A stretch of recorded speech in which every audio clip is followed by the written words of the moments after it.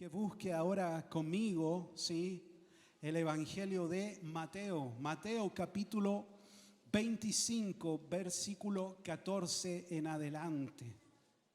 Leemos del 14 en adelante. Dice así la palabra del Señor.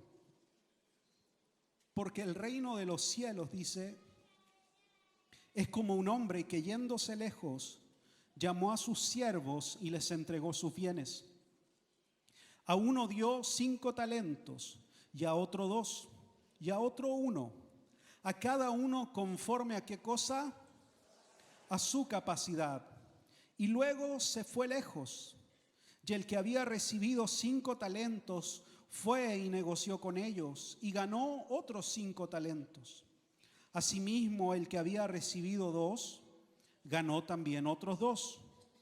Pero el que había recibido 1 fue y cavó en la tierra y escondió el dinero de su señor. Después de mucho tiempo vino el señor de aquellos siervos y arregló cuentas con ellos. Y llegando el que había recibido 5 talentos, trajo otros 5 talentos, diciendo: Señor, 5 talentos me entregaste, aquí tienes, he ganado otros 5 talentos sobre ellos. Y su señor le dijo: Bien, buen siervo y fiel, sobre poco has sido fiel, sobre mucho te pondré. Entra en el gozo de tu señor. Y llegando también el que había recibido 2 talentos, dijo: Señor, 2 talentos me entregaste, aquí tienes, he ganado otros 2 talentos sobre ellos. Su señor le dijo: Bien, buen siervo y fiel, sobre poco has sido fiel, sobre mucho te pondré. Entra en el gozo de tu señor. Pero llegando también el que había recibido 1 talento, dijo: Señor, te conocía que eres hombre duro, que ciegas donde no sembraste y recoges donde no esparciste. Por lo cual tuve miedo y fui, ¿y qué cosa hizo? Escondí tu talento en la tierra. Aquí tienes lo que es tuyo. Respondió su señor, le dijo: siervo malo y negligente, sabías que ciego donde no sembré y que recojo donde no esparcí. Por tanto debes haber dado mi dinero a los banqueros, y al venir yo hubiera recibido lo que es mío con los intereses. Quitadle pues el talento y dadlo al que tiene 10 talentos, porque el que tiene le será dado y tendrá más, y el que no tiene aún lo que tiene le será quitado. Y al siervo inútil dice: echadle las tinieblas de afuera, allí será el lloro y el crujir de dientes. Bien, oramos al Señor en esta tarde. Padre, gracias porque tengo la oportunidad de predicar, de compartir de tu palabra. Siempre, Señor, es un honor y una responsabilidad hablar de la verdad de tu palabra. Jesús, derrama gracia y favor sobre mi vida para compartir lo que tú has hablado primeramente conmigo, lo que tú has tratado primeramente en mi corazón. Y que esta palabra predicada ahora, Señor, sea alimento, comida para cada uno de nosotros. Que ella venga siempre, Señor, a exhortarnos, a corregirnos, a consolarnos, a animarnos, a guiarnos en la dirección correcta. Señor, derrama gracia y favor sobre todos los que hoy estamos aquí. En tu nombre, Señor. Amén y amén. Bien, puse como título a este mensaje: no entierres tus sueños. Para este año que está comenzando, sí, no entierres tus sueños. No eches tierra a lo que el Señor te ha dado para administrar, ni a lo que el Señor ha puesto en tu corazón para que puedas alcanzar y proyectar en Dios. No entierres tus sueños. Hoy tengo 42 años y tengo hartas canas, según mi psicóloga personal, mi esposa, Geraldine Pavés, que a todo esto está estudiando psicología fuera de broma. Dice que estoy en una etapa de crisis de la edad madura, adulta, porque estoy parado en la mitad de la vida. Sí, ya viví una cantidad de años importantes, no tantos, pero importantes. Y me queda el segundo tiempo, si esto fuera un partido de fútbol, ¿sí? Me queda la segunda etapa de mi vida. Entonces, como estoy en esta parte de mi vida, hay muchas cosas que uno comienza a analizar. ¿Qué cosas hizo bien? ¿En qué cosas se equivocó? ¿Qué cosas alcanzó en el Señor? ¿En qué cosas se desarrolló? ¿Y qué cosas aún no ha alcanzado o espera alcanzar? ¿Y qué cosas debe de corregir para que la segunda etapa, en mi caso, de mi vida, sea diferente, sea distinta? Me siento como cuando salí del colegio y tenía que decidir qué iba a estudiar, qué hacer, qué voy a hacer el resto de mi vida. En ese momento uno se hace esos cuestionamientos. Hoy quizás lo tomaría de otra forma, con la madurez que hoy tengo, pero me siento en cierta forma con ese sentir en el corazón. ¿Qué va a pasar conmigo los próximos 30 años de mi vida? Usted ahí le puede poner la cifra que quiera. ¿Qué va a pasar conmigo si soy muy joven? ¿Qué voy a hacer? ¿En qué voy a gastar todas mis fuerzas? ¿En qué voy a gastar las últimas fuerzas que el Señor me dé? O quizás está como yo a la mitad del camino. ¿Qué haré? ¿Cómo me voy a seguir desarrollando? ¿Y cómo seguiré soñando en el Señor? Porque el tiempo y los años pasan rápido, ¿sí? Pasan. Uno cuando es más joven, el tiempo juega a favor, uno quiere que avance. Cuando uno ya llega a cierta edad, uno quiere que pase más lento el tiempo, que se alargue un poquito. Pero lo cierto es que el tiempo transcurre y pasa. Y las fuerzas también pasan y uno ya no tiene el mismo vigor que cuando tenía 20 años. A los 20 años yo iba a jugar a la pelota y al otro día iba de nuevo a jugar y no me pasaba nada. Hoy día con 42 años voy a jugar a la pelota y me demoro como 4 días en recuperarme, ¿sí? Y camino ahí apenitas y las escaleras cuestan. No es igual. El tiempo pasa. Y si hay algo que yo te quiero decir en esta tarde es: no escondas tus sueños y no te sigas escondiendo de Dios.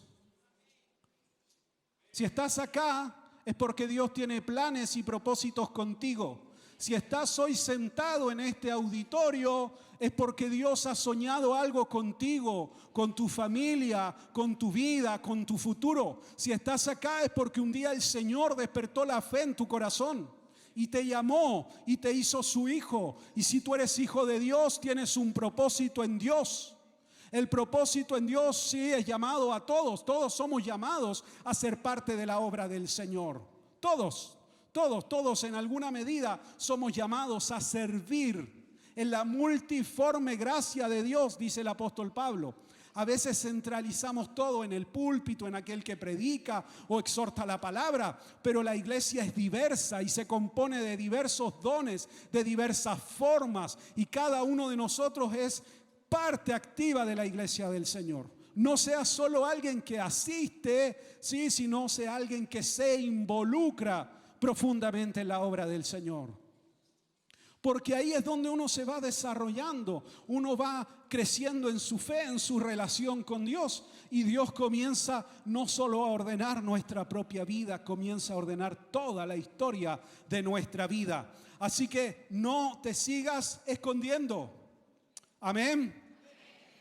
Tiempo y ocasión acontecen a todos los hombres, dice el libro de Eclesiastés. Tiempo y ocasión, las oportunidades, los sueños, en algún momento están ahí, al alcance de todos nosotros. Hay oportunidades en la vida que se presentan, hay sueños que el Señor pone en el corazón, pensamientos que vienen inspirados de parte del Señor.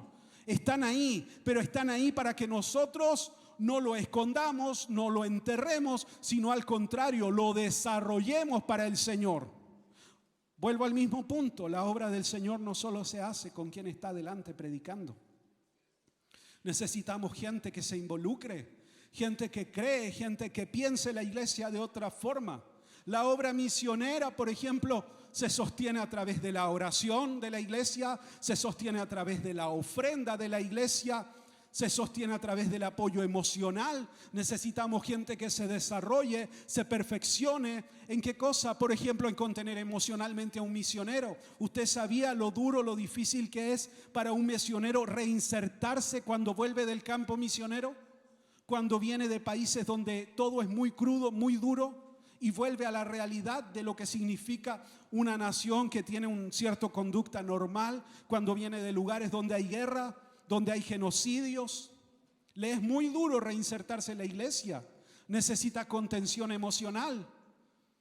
Necesitamos gente que se prepare en esa área, gente que esté intercediendo continuamente. Otros el Señor los honrará, los desarrollará, alcanzarán quizás renombre, honra en su empresa, desarrollarán emprendimientos. Pero eso no es solo para un bienestar personal, también disponer recursos ¿para qué? Para que el evangelio siga siendo predicado, siga siendo exhortado en distintos lugares, porque si no el misionero tiene que retornar, porque no hay recursos para sostenerlo.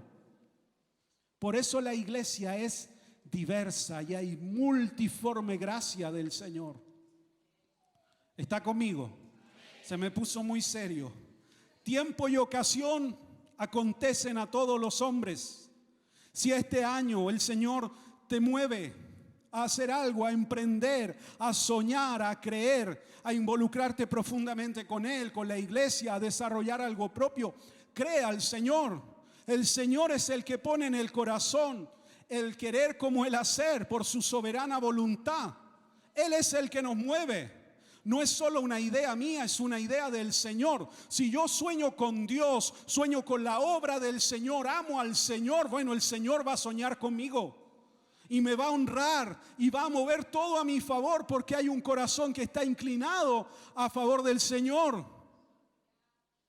Alguien tiene que creer a eso. Alguien tiene que decir: yo creo a eso, yo tomo eso. Señor, yo te amo, yo quiero servirte, yo quiero honrarte con mi profesión, con lo que tú pongas en mi mano, yo te voy a honrar. Porque cuando yo pongo al Señor y lo hago parte de mi día a día, no solo del tiempo que paso acá cuando vengo a la iglesia, sino que Él está conmigo, camino con Él, hablo con Él, Él va conmigo a todo lo que yo hago, Él comienza a dar gracia y favor. Y comienzo a ver la obra de Dios y Dios comienza a abrir puertas y oportunidades que yo jamás pensé alcanzar. No porque yo sea el mejor, no, porque Dios está conmigo.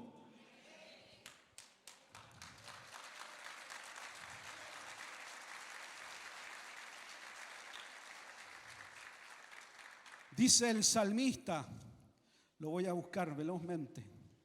Tú me formaste, dice. Tú me hiciste en el vientre de mi madre. Te alabaré, dice, porque formidable y maravillosas son tus obras. Estoy maravillado y mi alma lo sabe muy bien. No fui encubierto de ti, bien que en lo oculto fui formado y entretejido en lo más profundo de la tierra. Mi embrión vieron tus ojos y en tu libro estaban escritas todas aquellas cosas que fueron luego formadas, sin faltar una de ellas, ninguna de ellas. Quien te formó es el Señor. Quien te creó es Dios. Si no naciste producto de un accidente, de una casualidad. No. Fue el Señor el que te dio vida y te vio antes incluso que nacieras. Y Él soñó contigo.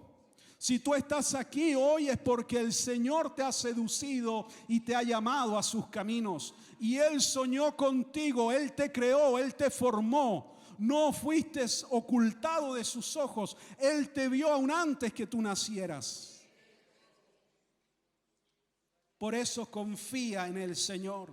Confía en que Él tiene los mejores planes y los mejores sueños para tu vida. Yo estoy en las mejores manos que puedo estar. Estoy en las manos del Señor. Todo lo demás es transitorio. Gobierno, crisis económica, todo eso va, viene. Hay tiempos buenos, tiempos malos. Pero yo estoy en las manos de Dios. Esta es una parábola escatológica. Sí, es una parábola escatológica. ¿Qué significa eso? Palabra rara, dice usted. Significa que es una palabra del fin de los tiempos, donde el Señor está mostrando lo que va a suceder en los últimos tiempos. Lo primero para entender un poco en profundidad esta parábola es establecer que cuando hablamos de talento, sí estamos hablando de una unidad monetaria. Talento significaba una cierta medida de dinero. Un talento equivalía al trabajo de un obrero de todo un año. Por lo tanto, un talento era bastante dinero. 5 talentos ya era una cantidad, si lo llevamos al día de hoy, importante de dinero que se entregó. El Señor entregó 5 talentos, ¿sí? 2 talentos y 1 talento. Esa es la historia que leímos juntos. Por lo tanto, este Señor, que representa en el fondo a Dios, entregó una cantidad importante de dinero. Y algo que leímos juntos, ¿sí?, es que Dios, en este caso, le entregó a cada uno de acuerdo a sus capacidades. ¿Sí? El Señor en esta historia entregó a cada uno de acuerdo a sus capacidades. Primera verdad entonces es que Dios nos conoce y conoce qué capacidades tengo. Por lo tanto, si Él me impulsa, pone un sueño, me impulsa, hay una palabra del Señor, Él sabe que yo tengo la capacidad de desarrollar aquello. ¿Sí? No significa que el Señor me va a dar algo que yo no pueda desarrollar. No, al contrario, el Señor me conoce y yo puedo descansar también en esta verdad. Que si Él me conoce, Él sabe perfectamente cómo yo soy. Sabe cómo es mi carácter, sabe cómo es mi temperamento. Me conoce el Señor. Por lo tanto, Él sabe que dentro mío tengo la capacidad suficiente, dada por el Señor, solo por gracia, para desarrollar lo que Él me está impulsando a hacer. Amén. Porque hay gente que se ve a sí mismo y dice: yo no puedo, yo no soy capaz, yo soy un gusanito. Y ahí se queda, ¿sí? En su fiestita de tristeza, le digo yo. Y nadie quiere ir a la fiestita de tristeza, pero ahí se encierra. Yo no soy capaz, yo no puedo, porque nací en esta circunstancia, porque me criaron de esta forma, esto dijeron de mí, estas fueron las oportunidades que a mí me dieron, no como a otros. Entonces conmigo no es posible. Y yo te quiero decir que si tú creíste en Jesús, con el Señor sí es posible.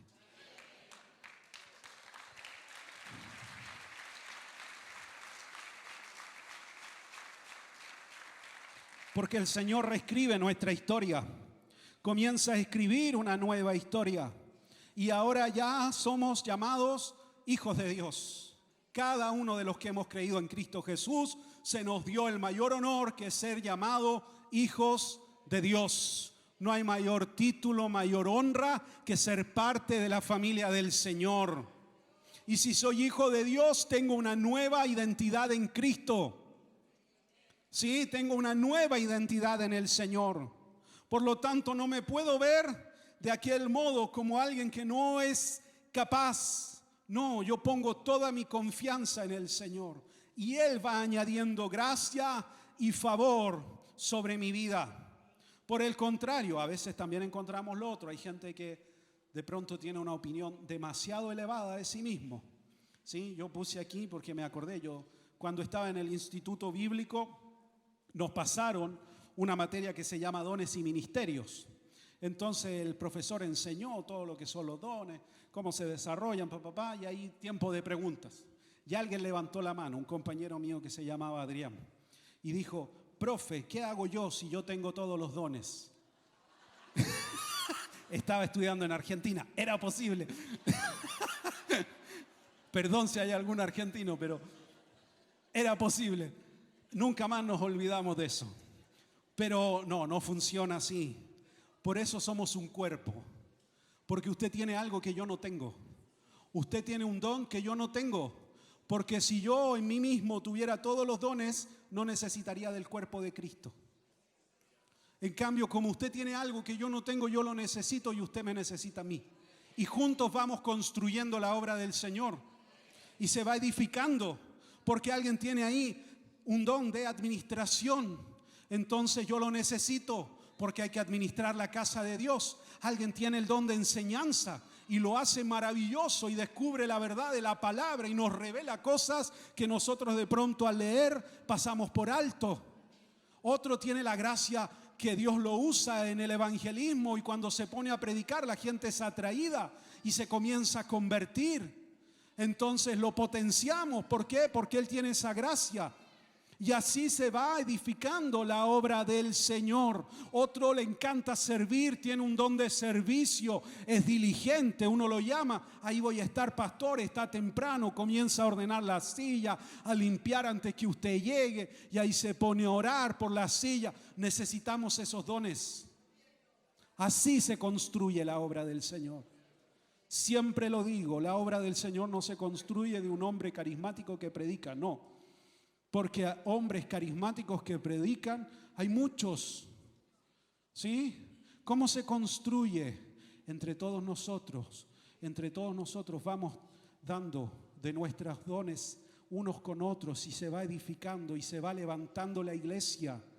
En la medida en que más hombres y mujeres se van desarrollando, más fuerte y más firme va a ir creciendo y avanzando esa iglesia. ¿Sí? Así es, esa es la realidad. Entonces la Escritura nos llama que si hemos recibido dones del Señor, los ministremos unos a otros y seamos buenos administradores de la multiforme gracia de Dios. Somos administradores, yo no soy dueño, el dueño es el Señor. Ni siquiera soy dueño de mi propia vida, Dios es mi dueño. Por lo tanto, yo solo administro lo que el Señor me ha dado, por gracia. ¿Sí? Nunca se olvide de aquello. El Señor entonces nos diseñó a cada uno de nosotros, nos dio las capacidades suficientes para desarrollar lo que Él ha puesto en nuestro corazón. Y ahora es responsabilidad nuestra desarrollarlo, llevarlo a cabo. Que el resultado no depende de nosotros, depende del Señor. Él da el crecimiento, Él da gracia. Lo que yo tengo que hacer sí es trabajar, ser diligente. Sí, lo dije creo la semana pasada, Dios no bendice a los flojos. Si algo enseña la Escritura es ser diligente, ser responsable. Así que si Dios le ha dado un don, desarróllelo. No tiene excusa. Desarrolle lo que el Señor ha puesto en su mano. Y en esto sea diligente. ¿Sí? No sea alguien que lo hace un día sí, un día no. Una vez voy, otra no estoy. No, soy diligente. Aquí estoy. Soy pronto a servir. Soy pronto a darme por la obra del Señor. ¿Para qué? Para que rápidamente se vaya desarrollando lo que el Señor ha puesto en nuestra vida. El resultado, eso depende del Señor. Lo que a mí me corresponde es trabajar. Lo demás lo hace el Señor y su gracia sobre nuestras vidas. Dios nos diseñó. Él puso todo lo necesario. Segunda verdad. Puse aquí, no tengas miedo, no tengas temor. Porque aquel que no desarrolló lo que había recibido, lo dice el texto, fue porque tuvo miedo. ¿Qué hizo? Enterró. Guardó lo que le había entregado el Señor. Yo lo dije la otra vez, yo por muchos años tuve miedo, porque soy de una personalidad muy tímida, ¿sí? Muy hacia adentro, muy reflexivo. Entonces por muchos años tuve miedo de hablar en público, de enfrentarme a hablar en público. Y por muchos años guardé lo que el Señor me había hablado y me entregaba. Y no lo compartía. Entonces me puse a mí mismo aquí. ¿Qué le dirías al Eduardo de 20 años? Que creyera más en el Señor. Que el Señor lo podía usar a su forma, a su manera. Que escuchara más a Dios y menos a las personas que insegurizan de pronto. Que siempre va a haber gente que nos va a rodear, que no va a creer en lo que Dios puso en tu vida. Pero tú tienes que creer en aquel que te llamó, ese es el Señor. Siempre va a pasar, aunque amen a Dios, hay gente que no cree. Bueno, eso es un tema de él con Dios. Yo creo a lo que el Señor dijo de mí. Y sobre esa verdad camino. Por lo tanto, mi consejo es créale al Señor. No crea a las voces que hablan de fuera y a la voz que de pronto habla desde adentro y que dice, no, no va a ser posible, vas a fracasar, no te va a ir bien. Y uno empieza a hacer planes, ¿qué pasa si me va mal?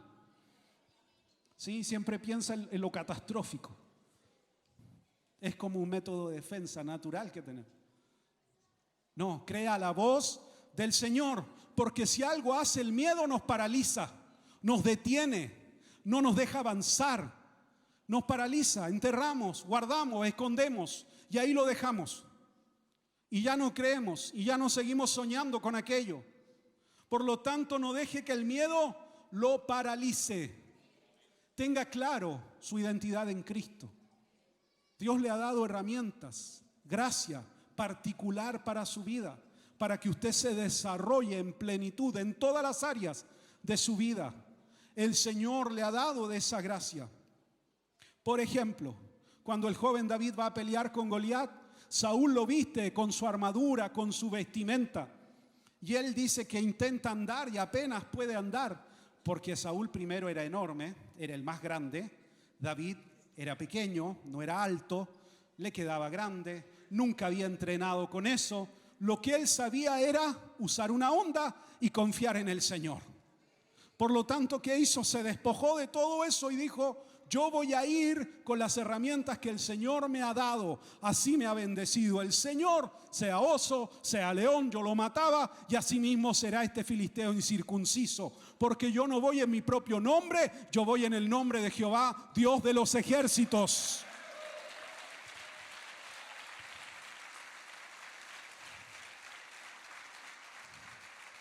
Por lo tanto, temor va a haber, sí. Nunca se va a ir, va a estar ahí presente. Una cuota de temor siempre nos lleva a tener dependencia de Dios. Si no existiera el temor, nos olvidaríamos del Señor. No, siempre va a haber una realidad. Van a haber dudas, va a haber temor, y eso no es falta de fe. Al contrario, eso me lleva a tener una fe mayor en el Señor, porque me lleva a tener una dependencia total de Dios. Cuando me siento demasiado seguro de algo, ya no comienzo a buscar al Señor, ya no oro como al principio, porque ya me siento seguro, confiado en lo que estoy haciendo. Por lo tanto, siempre va a existir, pero eso lo llevo delante del Señor y le digo, Señor, esto lo tienes que hacer tú, porque yo no lo puedo lograr en mis propias fuerzas. Te necesito a ti, porque yo solo no puedo. Hay un dicho a los predicadores, lo anoté aquí, que dice, sube al púlpito como un ratón y bajarás como un león. Sube como un león y bajarás como un ratón. Dependemos del Señor siempre. Nervio, miedo, incertidumbre, temor van a existir, pero por sobre aquello está Dios conmigo y está su verdad que me impulsa. Por lo tanto, no dejes que el temor te lleve a esconder lo que el Señor te ha dado.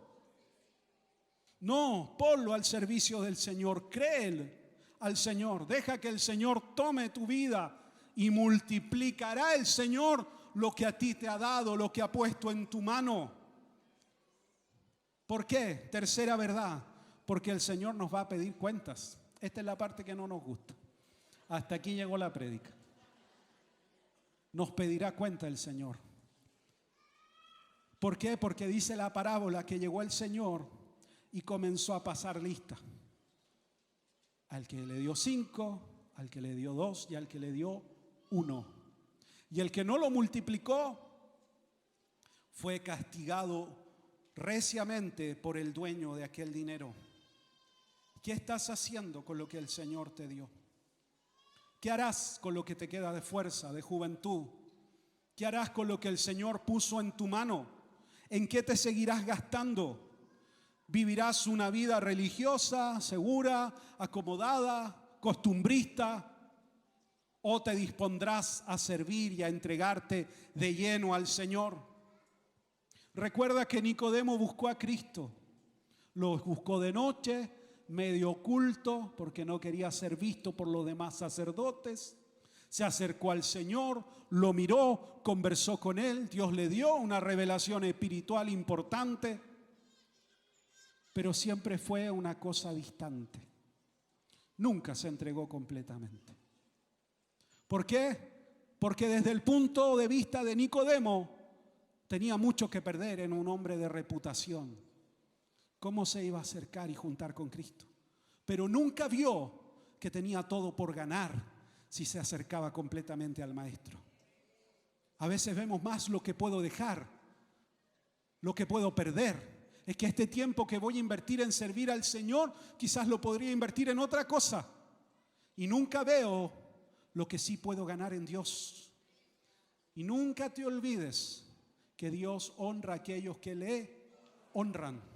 Y Dios es galardonador de los que le buscan. Y Dios no es deudor de nadie. Por lo tanto, Dios pagará y recompensará cuando estamos sirviendo, cuando estamos amando su casa, amándolo a Él. No es en vano. Nada de lo que hacemos para el Señor es en vano.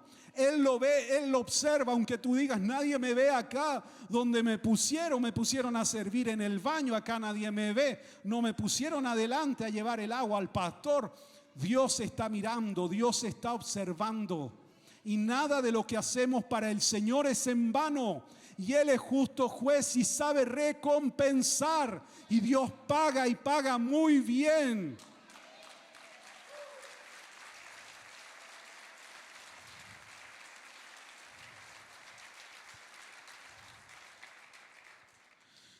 ¿Qué haremos si el Señor nos llama?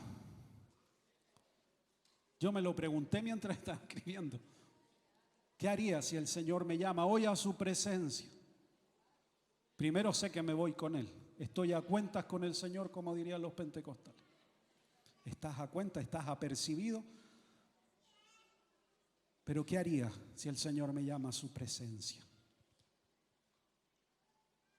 ¿Qué haría usted? ¿Lo ha pensado? Porque a veces creemos que está muy lejos ese tiempo. He vivido de acuerdo al llamado, he multiplicado lo que el Dios ha puesto en mi vida, he sido diligente, o no me he comprometido, no he crecido, no me he desarrollado. Se puso seria la cosa.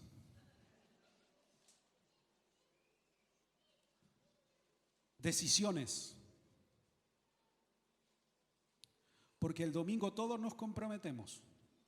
El problema es el lunes. El domingo todos salimos de acá. ¿Dónde está el diablo? Tírenme al diablo. El problema es el día lunes. Porque ahí es cuando uno tiene que tomar las decisiones. Las decisiones que me acercan al propósito o me alejan del propósito.